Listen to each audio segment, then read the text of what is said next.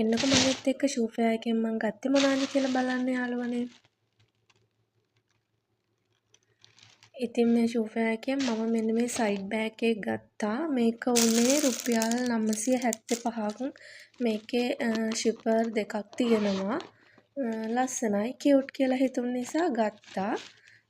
තව මම ගත්තා තව සයිඩ් බෑග් එකක් ගත්තා. ඒකත් උනේ ඒ ප්‍රයිස් එකමයි 975ක්. ඒකෙත් අර වගේම ෂිපර් දෙකක් තියෙනවා, පොකට් දෙකක් තියෙනවා.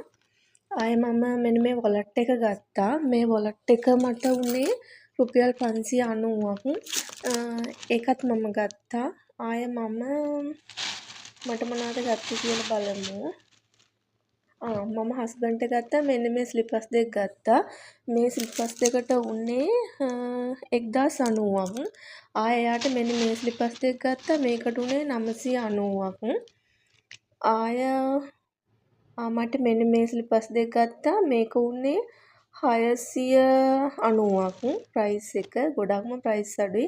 මෙන්න මේ ස්ලිපර්ස් දෙක නම් ළමයි මම යූස් කරා. මොකද මම අද මේ වීඩියෝ එක දාන්නේ. මම කලින් වීඩියෝ එකක් කරා. එනකොට මම ගත්තේ මොනවද කියලා අදනේ දාන්නේ. මේ ඒ වෙනකොටත් මම යූස් කරන්න අරගෙන තව හස්බන්ඩ් ස්ලිපර්ස් දෙකක් ගත්තා. එදා එයා ඒක ගත්ත දවසේම එයා හොටෙල් එකට අරගෙන ගියා එයාට පාවිච්චි කරන්න. ඉතින් ඔන්න ඔහොමයි ගත්තේ. මේ ඔක්කොටම අපිට උනා 7090. ඔයා මොනවද ගත්තේ කියලා කමෙන්ට් එකක් තියන්න. බායි.